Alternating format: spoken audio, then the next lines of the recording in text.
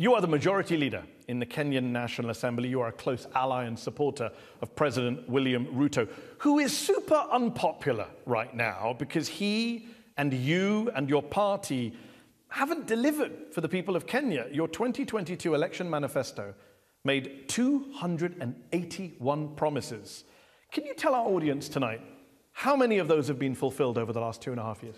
Kenya's socio-economic landscape is marred by significant disparities, with wealth and opportunities often concentrated among a select elite. This inequality manifests in various sectors, including education, healthcare, and employment, leading to widespread disenfranchisement. In the head-to-head interview titled Inequality, Corruption and Police Brutality in Kenya, journalist Medi Hazen engages with Kenyan politician Kimani Ichung'wah to scrutinize the systemic issues plaguing Kenya's governance. Hazen's incisive questioning sheds light on the pervasive inequality, entrenched corruption, and rampant police brutality that have long afflicted the nation. I'm Mehdi Hassan, and tonight I'll go head-to-head with Kimani Ichung'wah. I'll challenge him on his government's brutal crackdown on protesters, on rampant corruption, and on whether President Ruto is really the leader Kenyans want. True, as you say. Yes. Do you think Mr. Hassan is right, black people?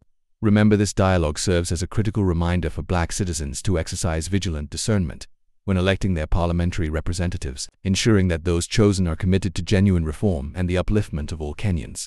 Let's listen to the dialogue and find out how these politicians operate. The perception out there is that the administration is quite unpopular, nothing uncharacteristic of any administration 2 years after an election, especially an administration that came into office in the backdrop of a very dilapidated economy with very many promises, as you said, but I can assure you that will change in due course. The implementation of a manifesto is page by page, chapter after chapter. But you haven't implemented it. That's the problem. It is being implemented. How many of the 281 promises have been implemented? I'll not give you a straight answer of 2 or 10 or 200, but I'll tell you. You're the first politician who said to me, I will not give you a straight answer, just bluntly. I can give you an answer. I've got the answer. It's 14 out of 281 promises. That means 95% of your promises have not been met 2.5 years in. That is your number, Mehdi, not my number. It's not my number. It's the number of Mizalendo, a non-partisan parliamentary monitoring organization in Kenya that tracks all parties. They're saying 14 out of 281. I mean, we can run through some of them. President Ruto said he would give free internet and phone calls to Kenyans. He hasn't. He said he would start an inquiry into cronyism. He has not. He said he would ratify the International Convention Against Enforced Disappearances. He has not. I could go on and on. Kenyans are frustrated because they were lied to during the election campaign. Well, Mehdi, as I told you, that is the perspective of Mzalendo. And that is their target. Well, has he ratified the International Convention Against Enforced Disappearances? We have ratified very many international conventions. But has he ratified the International Convention Against Enforced? He said he would do it straight as he comes to power. It's been 2.5 years. He could do it with a stroke of his pen. Why has he not done it? He is yet to ratify, but it is what are you waiting for? Work in progress. Was there a timeline for its ratification, according to Mzalendo?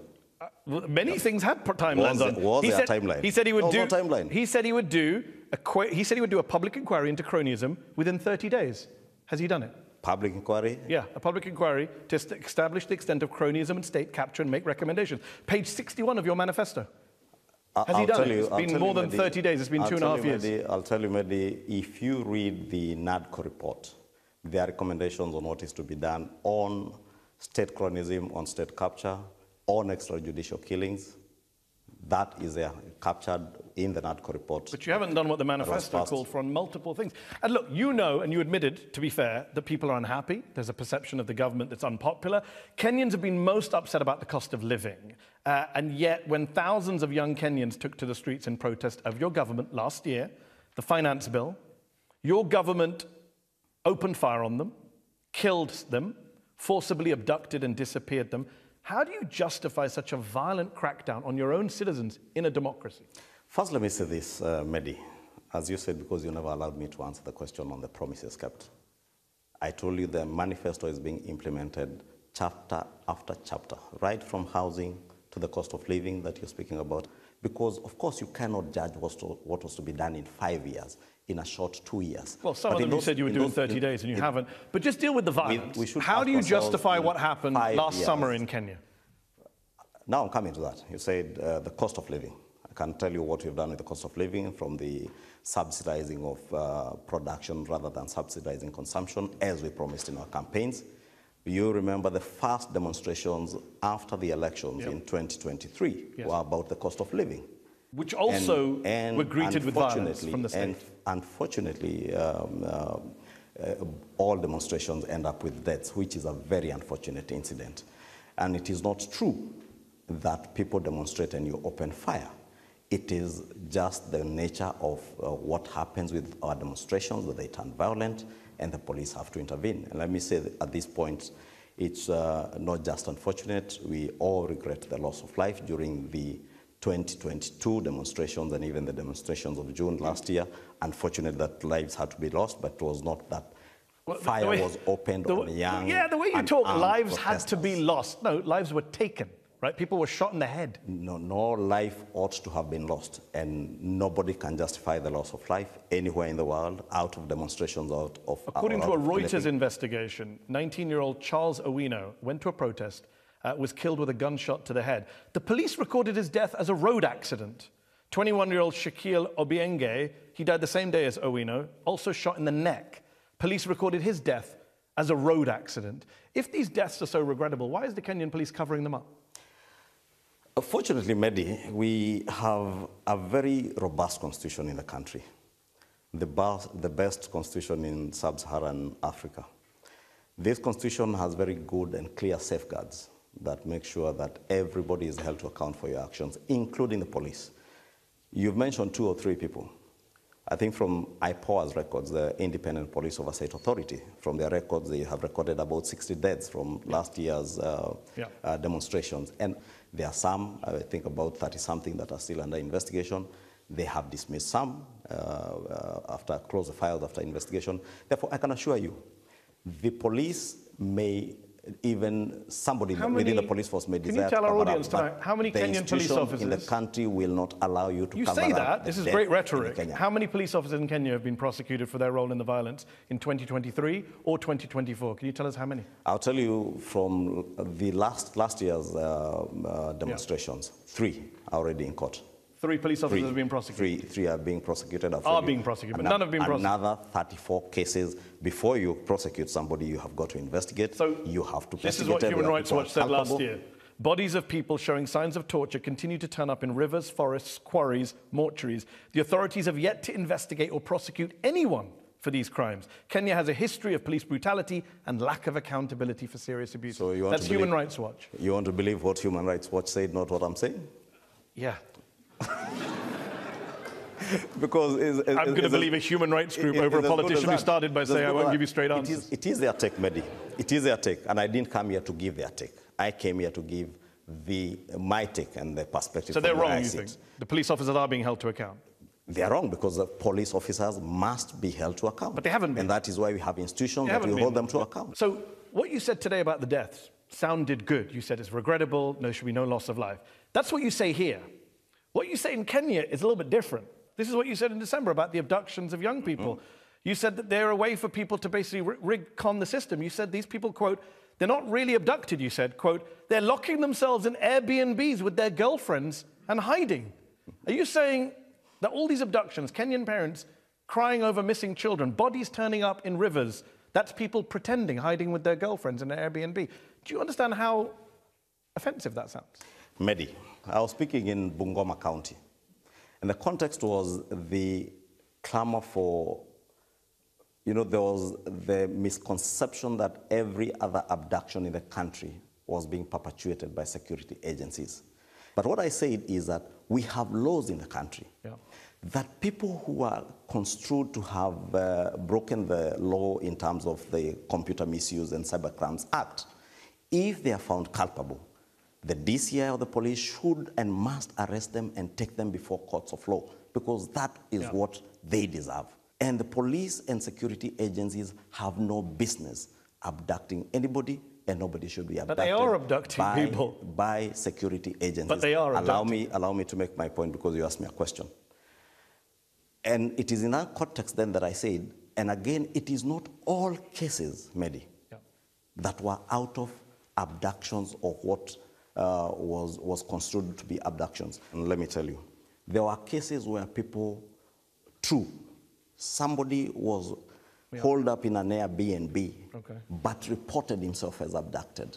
But for you as a leading politician in the country, where people are being disappeared in a democracy in 2024, 2025, it seems a strange thing to focus on, not the kids whose bodies are being found in rivers and forests and warehouses with gunshot wounds to the head and the neck. And instead of focusing on that, you focus on one case of somebody in an Airbnb. Seems strange. Mehdi, I also say there were cases of political conspiracies where people... Can we talk about the cases that are open and shut, police, intelligence services abducting kids? You accept that happens in your country?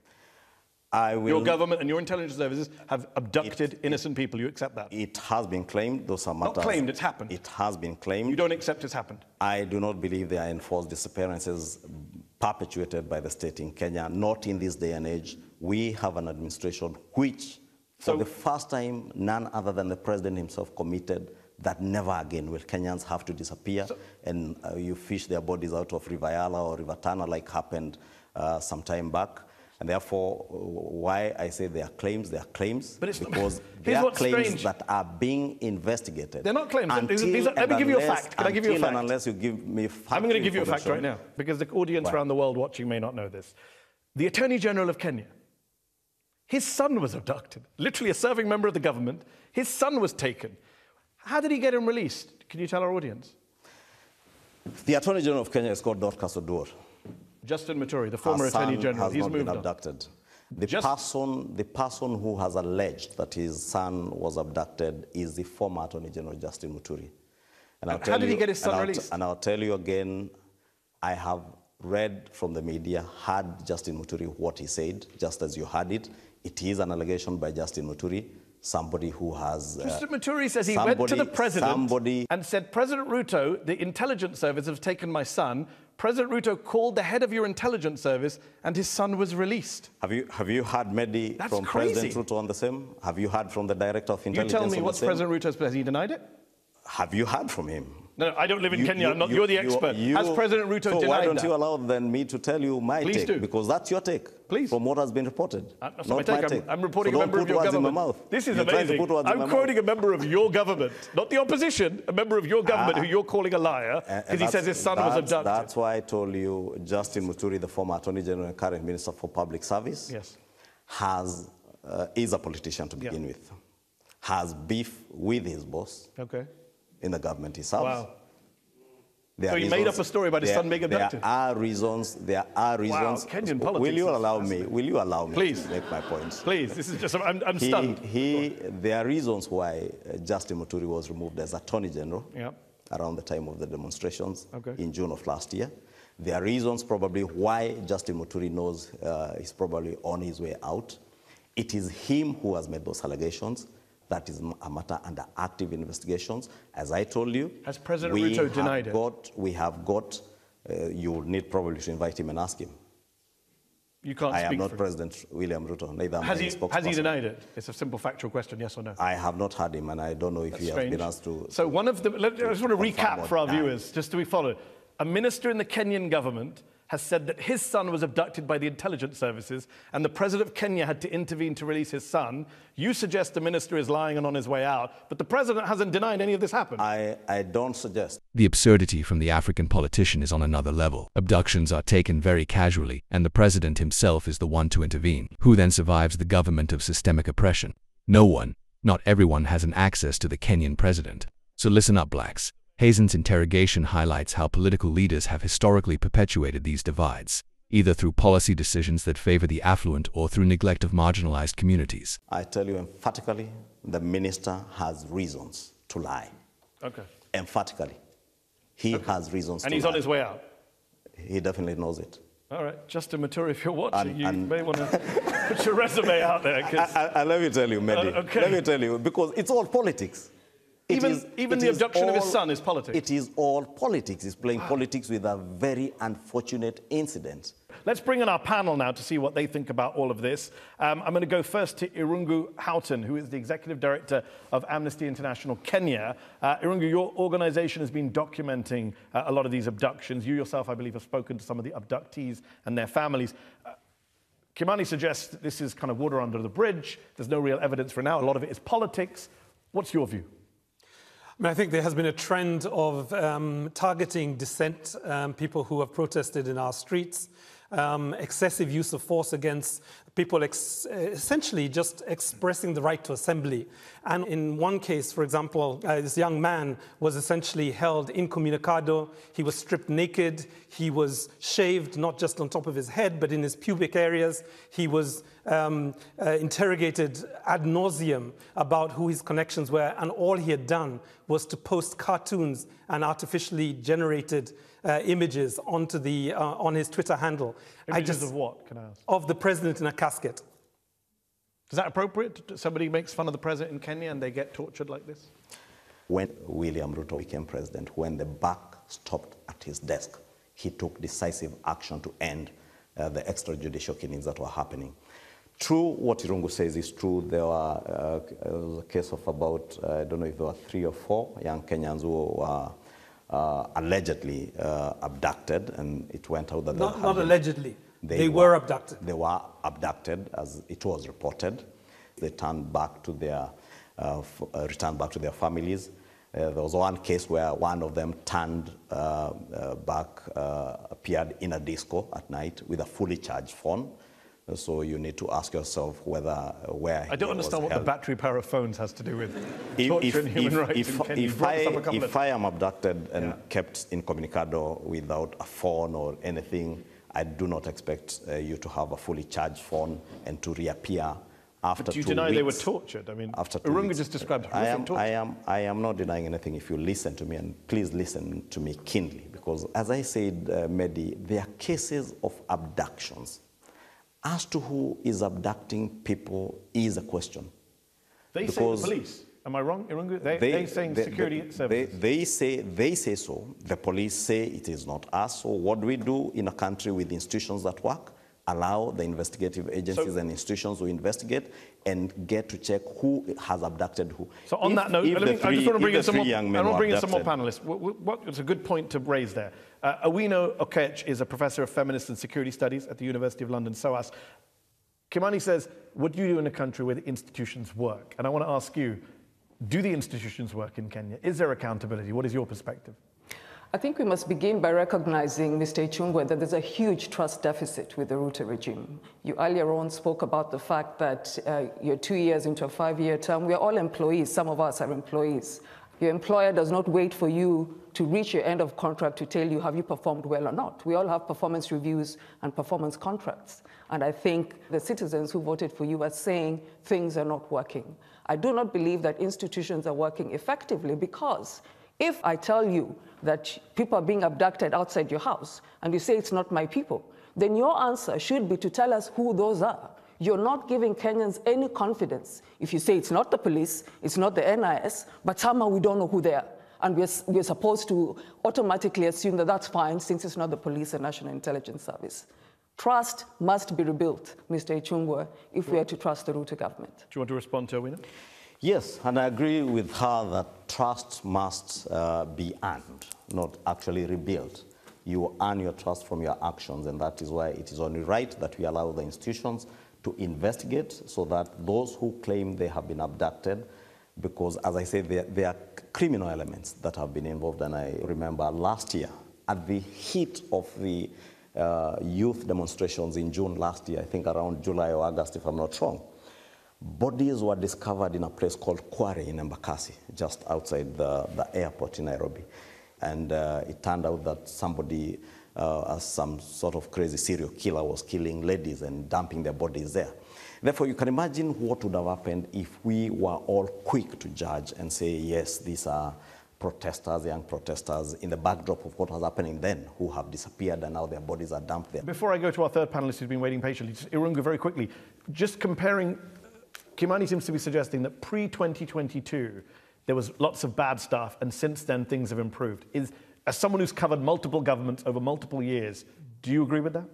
No. I mean, I think what has happened in the last 6 months has been really remarkable and very scary for many Kenyans. 89 abductions, 63 deaths, 29 still missing.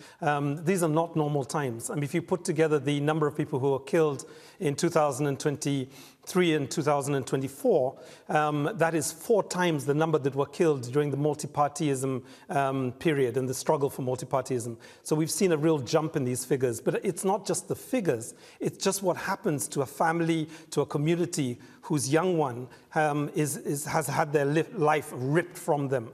So I think we have to get beyond the numbers to just think about what does it mean for the people that you mentioned that are finding their way in body bags in mortuaries in Kenya. It has to stop. Moses Langat, I want to bring in. You are a community leader, Kenyan community leader in the diaspora. I believe you're also one of the authors of the party manifesto in 2022. So I do want to ask you the same question I asked Kimani at the start. What do you make of this study that was done by a non-partisan group, which shows 14 promises out of 281 in the manifesto have been fulfilled? Do you think that's what's driving a lot of Kenyan frustration? Mehdi, first and foremost, we need to understand that the president has decided to be a leader, not to be a politician. I want to say that regarding the youth protests, they started a conversation with the president. He listened to them. The youth said they wanted part of the finance bill to be altered. The president listened to them. They had conversation. In fact, members of the parliament went back. They redrafted the finance bill. There were no shootings while they were asking for the changes. Trouble only started when we started having people going in to interfere. We had politicians going in. The youngsters, whom we appreciate, form over 75% of Kenya's population. About 12% of them are unemployed. The protests were politically motivated, not driven by organic anger from young people? The young people were angry. These are well-educated people. They have nothing to do. These are the messes that the current government inherited. And through the bottom-up economic transformation agenda, which the president always talks about, and he prioritized 5 areas, is to create jobs for these people, to create things to do. You keep saying inherited. Isn't President Ruto, wasn't he a long-standing senior member of the previous government? Well, how do you inherit something you were in? Mehdi. Listen, Mehdi. What am I missing? Mehdi, let me just explain, because post-2017, William Ruto was deputy president just by name. Okay. That's a fact of life. Fine. And therefore, when the panelist speaks about inheritance, he knows. I do want to talk more about President Ruto. We're going to do that in the second half of this show. Right now, we're going to take a break. When we come back in part 2, we'll carry on talking to Kimani Ichung'wah and to our panel. We're going to hear from our very patient audience here in London's Conway Hall. See you after the break. This is so painful for the blacks to see their own betraying their own for material benefit. It is clear we are dealing with corruption as the enemy here. Corruption in Kenya is not merely incidental but systemic, infiltrating multiple layers of government and public service. The National Police Service, for instance, has been consistently ranked among the most corrupt institutions in the country. A report by the Ethics and Anti-Corruption Commission (EACC) in January 2025 identified the police, along with the National Transport and Safety Authority (NTSA) and the Ministry of Lands, as entities where corruption is rampant. Let's listen to more of these lies. Last year, the Organized Crime and Corruption Reporting Project named ousted Syrian dictator Bashar al-Assad as the most corrupt leader in the world. There were 5 other finalists, though. Out of those 5, can you tell me who received the most votes? You tell me. William Ruto received the most votes. Who was voting? A lot of Kenyans voted, actually. They submitted his name to the OCCRP. I mean, you have a real corruption problem in Kenya, and you ran on a platform. I just want to quote you to our viewers, and you can respond. You said, "We shall not just speak about corruption, but we shall act." President Ruto said something similar during the election campaign in 2022. And yet last year, a US government report said that Kenya has failed to implement its anti-corruption laws, and the country has dropped 3 spots in Transparency International's annual corruption index. That is pretty embarrassing for your party, your government, is it not? Pretty embarrassing for any country to be ranked anyhow in terms of corruption perception. Mehdi, it's true. I said we will not talk about corruption, we will act. If you live in the Kenyan soil today, you will know close to 18,000 public services now are digitized. principally to try and preempt corrupt practices, because it is in provision of services where people get engaged into corruption and corrupt activities. Two, I will tell you, not a single mega scandal. Look at all previous administrations in Kenya, right from the Kenyatta one, the Moi regime, 24 years, to the Kibaki regime, to the Uhuru Kenyatta regime. But you have dropped. There were mega scandals. So why have you dropped 3 places in the annual corruption rate? Not a single mega scandal. You made that point. I'm not disputing that. I'm asking why you've dropped 3 places in the annual ranking. Because the indexes are based on perception. Today, Mehdi, when you ran out an advert that I was going to appear on this show, you have seen what has happened on Twitter, in Kenya and globally. Yeah. Obviously, every politician has their critic. Even on the Al Jazeera page. Because Kenyans are like that. Kenyans are very participatory and active.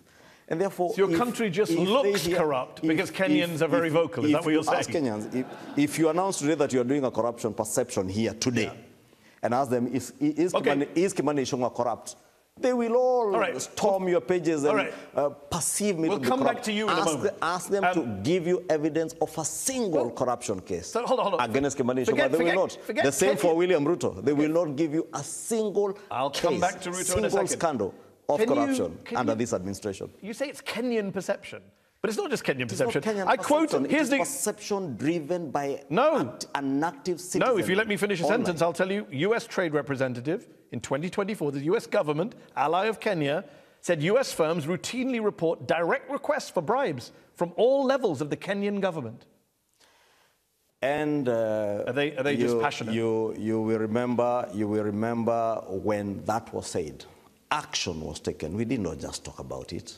So you just ended bribery from all levels of the Kenyan government. And very senior officers of the Ministry of Trade lost their jobs. Let me ask you about President Ruto. You mentioned President Ruto. He positions himself as an outsider. I think he likes to call himself a hustler, a man who's separate to the Kenyan political elites, the political dynasties, the Kenyattas, the Odingas. But is he that different, Kimani? Because he's been in politics for nearly 30 years, longer than even President Kenyatta. He's amassed a lot of wealth during his time in politics. I believe he owns luxury hotels, a 2,500-acre farm, a poultry plant. He's invested in hotels. Isn't that part of why Kenyans are so frustrated with their government? They see these rich elites in charge, making money while they suffer.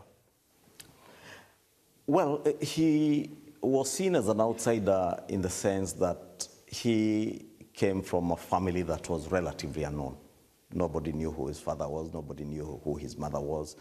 Unlike those he was competing with who came from families that were political families, well-known, wealthy backgrounds, and he came as a hustler, someone who had hustled his way from the bottom up, and that's why he sold himself and he's seen as an outsider in terms of where he's coming from. I think Kenyans are fine with him hustling himself into the... It doesn't mean, Mehdi, that if I was born into a family of poverty, I should live and die in poverty. I also wasn't born in a very affluent family, but I'm working very hard and I work very hard every day. The day I make it, I fake it till I make it, and the day I make it... Are you talking about yourself? Are you going to say I'm also corrupt? Hold on, are you saying yourself? You're talking about yourself for a moment. Yeah, I also... Recently, an MP from your party joked that you were worth 5 billion shillings, or $38 million. Is that correct? Joked, and not from my party. It's actually from the other party. So can you clarify then, what is your net worth? Well, not 5 billion, definitely. For 1 billion? Probably about close to 1 billion. And that's fine, because a lot of people, as you know better than me, you're the majority leader of the Kenyan National Assembly, that Kenyan MPs are among the highest paid in the world in relative terms. People are very upset seeing a lot of MPs flaunting their wealth. They're doing TikToks, they're doing Twitter videos showing their luxury cars, and Kenyans are furious. You know this on social media. They're upset because the MPs are flaunting their wealth. Again, Mehdi, it matters person to person. I have never had to flaunt anything because I have nothing to flaunt. People in your party have, obviously. But Mr. Hassan is hitting the nail right on the head. Ouch. This corrupt and pervasive graft erodes public trust and diverts resources meant for public welfare into private coffers. Hazen's probing questions to Ichung'wah reveal a political class often complicit in, or at least indifferent to, these corrupt practices. This reality calls for black voters to support candidates with a proven track record of integrity and a clear agenda for anti-corruption measures. Not just in my party. I know, but you're the majority leader, so I'm asking you, how do you feel about that? It's rather unfortunate nobody should do that, and I think a number of those who have done that, by the way, have regretted what they had to show the public. But the flaunting's only secondary. What about the wealth itself? Why do you have so many wealthy Kenyan MPs? Well, that's a question I cannot be able to answer. If you ask me about my wealth, I'll tell you, and my wealth is largely not from my salary. And anything and You're worth everything. about $7 million, you said. $7 million. You said about a billion shillings. Just about $1 billion shillings. And when you look at the average salary of a Kenyan, and they look at a Kenyan MP who gets 32 times the average salary, that is a perception. Furious. That is a perception, maybe I'm telling you. Don't look at what someone is earning today vis-a-vis. I wasn't born an MP. I just arrived in the public scene having had another life. Worked in other organizations other than in politics, done business over the years. Therefore, the perception that people who are in public service should not own or should not have any other thing other than what they earn from their public service jobs. You know very well that's not the issue. The issue is they see people in public life making money out of their public connections. Owino Okech is a professor of feminist and security studies at the University of London, SOAS. Kimani says that President Ruto is a transformative figure. Kenya's had a lot of presidents over the last couple of decades, some pretty big names who've had pretty big impacts, good and bad, on Kenya. Where do you rank Ruto? That's a difficult question to answer, largely because Ruto also served in the previous government. So his record beyond the previous government, but also his long-standing political career, means that he's being judged on a very different scale. One of the biggest weaknesses of the current government is the way that those who have been assigned by the president to deliver that plan talk to Kenyans, engage with Kenyans like Kenyans do not know what they're talking about, are dismissive of their pain, are dismissive of the deaths of the children that we saw being shot in front of Parliament during the June 25th protests. You want Kenyans to believe in the plan, treat Kenyans with the necessary respect that they treated you with when they voted you into office. Number two, presidents do not deliver a plan for the people that voted them. They deliver a plan for the entire country, whether we voted for them or not. Let me bring in Moses Langat, is a Kenyan community leader in the diaspora, helped with the manifesto in 2022. The poll that came out in December in Kenya, where the people were asked, how much trust do you have in the ability of these people, different institutions, to fulfill their mandate? The president, do you know how many Kenyans said a lot of trust in the president? 1% of Kenyans said they have a lot of trust. That must worry you as a Ruto supporter. No, not at all. Mehdi, let me tell you something. Ruto went in with a plan. His plan, and I repeat, was called Bottom-Up Economic Transformation Agenda Plan. He set to reduce the cost of living. He said, I will work on productivity and production in the country. And he said he will make the goods and services for all Kenyans to be affordable.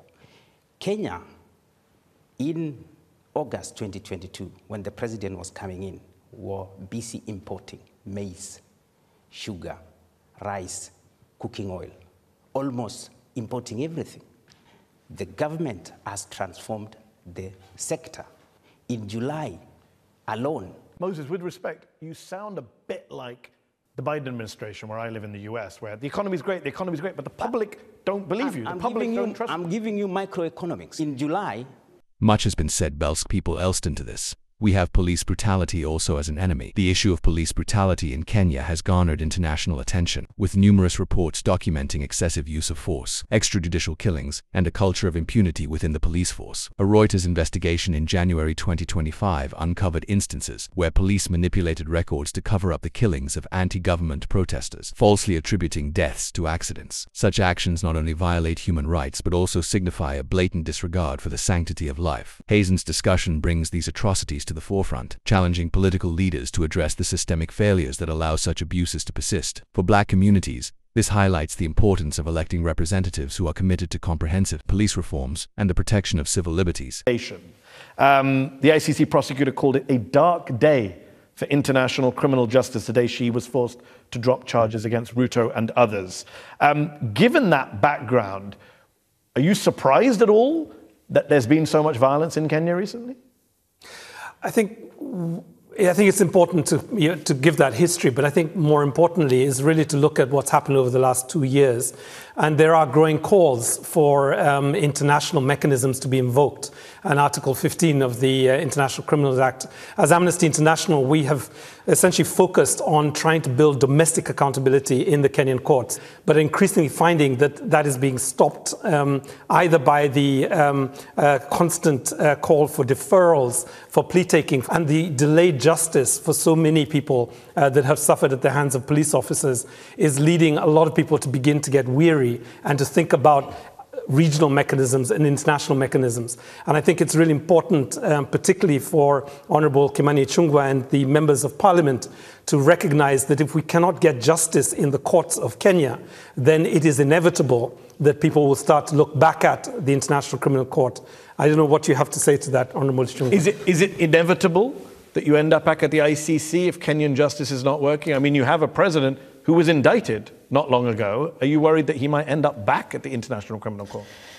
Mehdi, let me say I agree with Irungu first that we must build our own institutions and make them work.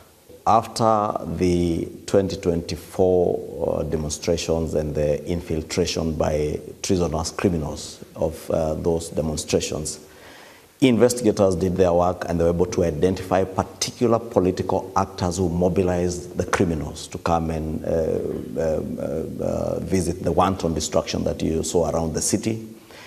When the particular politicians were arrested and were to be charged to court, they ran to court and get injunctive or conservatory orders against their prosecution, and those are the frustrations that you hear Irungu speak about. Therefore, we must relook at ourselves inwards, right from the judiciary and all other arms of government, to make sure that each and every arm of government works the way it's supposed to work. But are you worried that if they don't work, the ICC could be back for your president? We have no choice but to make them work, Mehdi. That is why it took time to travel all the way from Nairobi to come and have this conversation with you here, head to head. Okay, The interview serves as a clarion call for black Kenyans to exercise caution and due diligence in their electoral choices. The perpetuation of inequality, corruption, and police brutality is often facilitated by leaders who, once in power, prioritize personal gain over public service. To counter this, voters must 1. Scrutinize candidates' histories, investigate the backgrounds of those running for office, paying close attention to any past involvement in corrupt activities or human rights violations. 2. Demand clear policy positions, require candidates to articulate their plans for addressing inequality, combating corruption, and reforming the police force. 3. Engage in continuous civic participation, beyond voting, maintain active involvement in civic matters, to hold elected officials accountable and ensure they fulfill their campaign promises. In conclusion, Mehdi Hazen's interview with Kimani Ichung'wah illuminates the critical issues undermining Kenya's progress. It emphasizes the power and responsibility of the electorate, particularly black Kenyans, to elect leaders who embody integrity, transparency, and a genuine commitment to justice and equality. Through informed and conscientious voting, citizens can initiate the transformative change necessary to dismantle oppressive systems and foster a more equitable society. This is EFK Original Documentaries. Please subscribe to the channel. It takes two to tango. Yeah.